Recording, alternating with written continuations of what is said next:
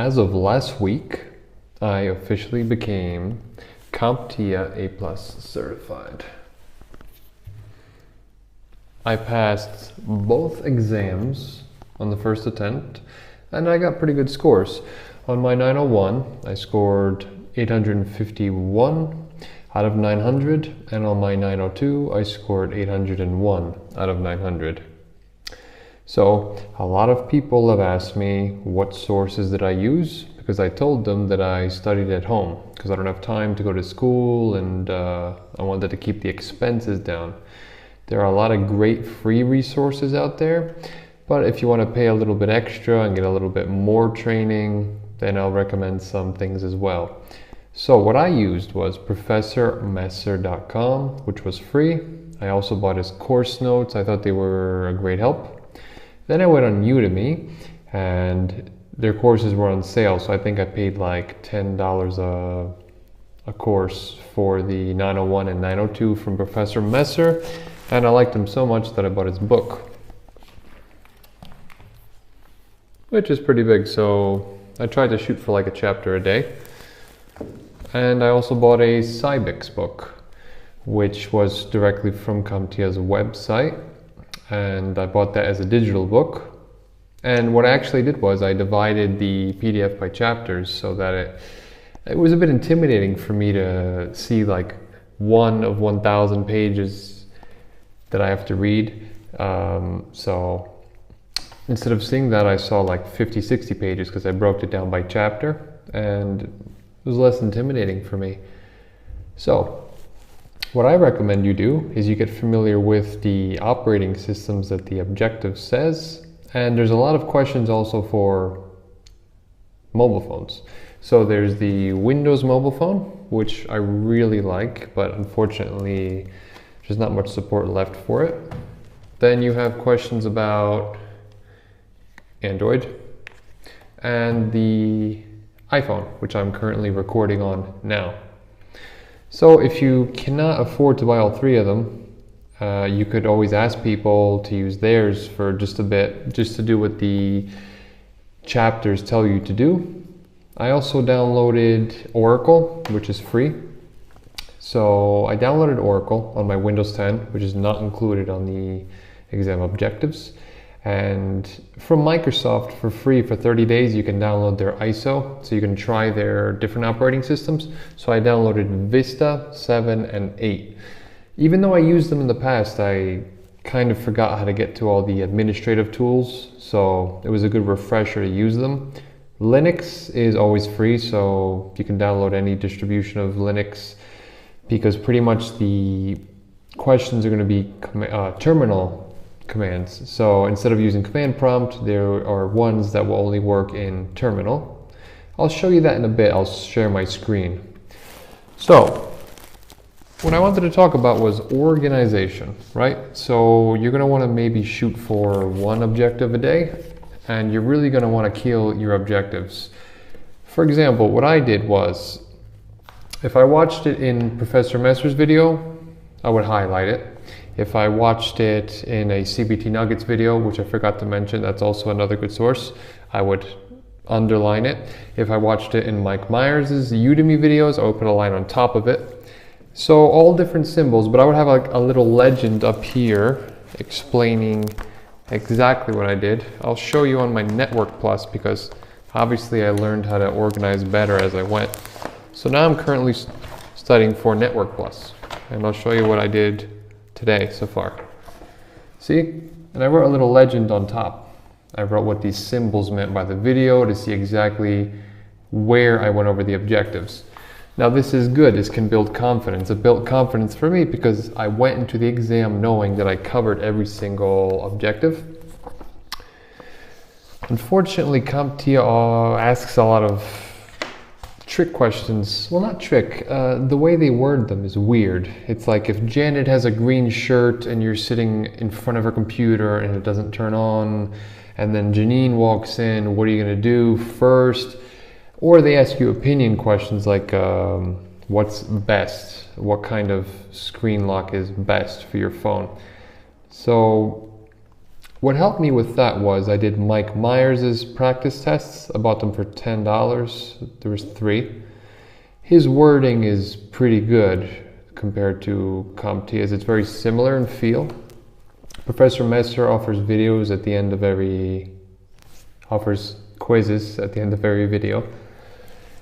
And for practice tests that are also free, I used Pocket Prep for iPhone.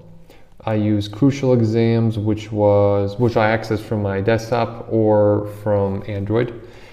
And then I used Union Test Prep, which you can actually create a profile and you sign in and it shows you your percentage and what you need help on. I liked that a lot. But in the end, like I said, you're not really going to know what CompTIA is going to ask you, because unless you use brain dumps, and I recommend against brain dumps, do not use brain dumps, because they're not guaranteed to give you the right answer. And it could mess you up, so you could potentially fail because you were following someone else's advice. Also, don't look at it like you're just doing an exam. Don't look at it like you just want to pass this exam and that's it. You need these skills to do your job. Let's say you've never worked in IT before. The stuff you learn in A+ will help you once you get your first job. But if you cheat and you just get your you get your certification memorizing brain dumps, then when it's time for you to work, you might actually not know what you're doing and you're going to create a really bad first impression. So look at them like life skills. Look at these objectives like things you're actually going to see on the job. Because I'll tell you, I've been fixing computers on my spare time while studying, and a lot of the problems I encountered while fixing these computers, I covered on the exams and I fixed them right away. Like, for example, I booted up Windows and it says boot manager's missing. What do? And I learned what to do. You go into your recovery tools, you go to the command prompt, and there's like 3 commands you could type in. That would fix that right up. So you got to take it seriously, treat it like a school, and respect it, because it's a powerful tool that will help you. Another thing I did was I took a little container per objective or per thing that I didn't understand, and I created little mix and match games for myself that I would have to piece together at the end. So what I would do is I would complete the puzzle, take a picture of it on my phone, try to do it from memory, and then compare it to the phone. And I kept doing it over and over again until I got them all right. And eventually I would put them off to the side and just keep on one side the stuff I kept getting wrong. So the containers I had most trouble with. Okay. Also, a good way to do what I was doing to practice was, besides doing the virtual machines, ask everyone you know if they have a computer that is old, or maybe it stopped working, or that has problems. And before they bring it to a professional, see if they can give it to you if it doesn't have important data on it, like if they really don't care. And see if you can fix it using the book, or in general, just to get experience, to get some hands-on experience, so that when you do simulations, because the test gives you, I think the 901 gave me 3 simulations, and the 902, if I'm not mistaken, gave me 4. So they're not multiple choice questions. They'll throw you on the desktop interface and you're going to have to do certain things that they tell you to do. So you got to be prepared for that. Alright, so I'm going to share my screen now and show you how I organized everything.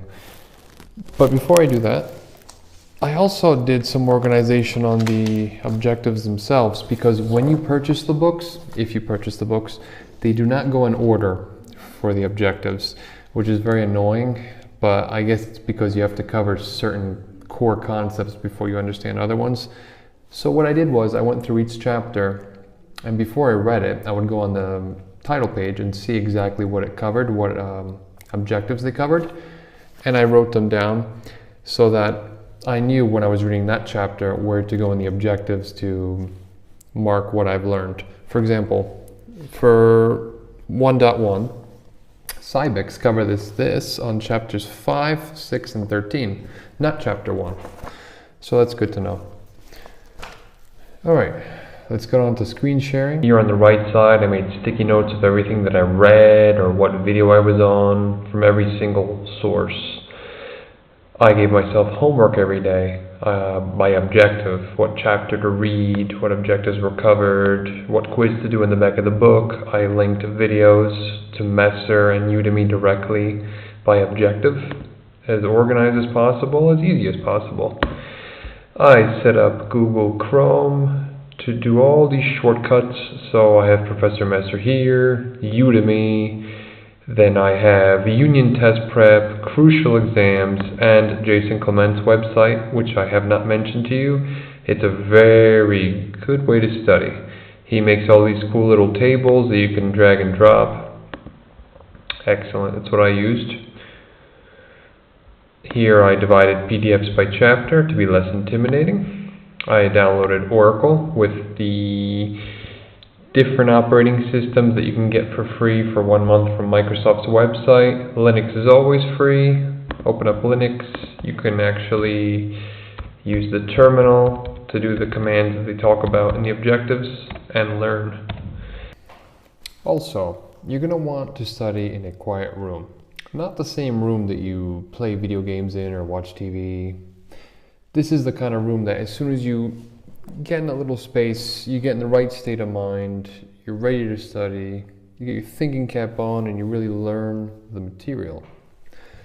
If there's anything that I did not cover that you would like to know more about, or if you need help at all, just please put it down in the comments. I would be glad to help you. I think we all deserve to succeed, and I think you chose a great field. An IT technician solves problems, and there's a whole world of problems out there. We gotta fix them.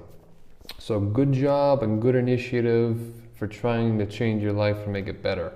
So let's get out there and go get them. Good job. Thank you for watching my video.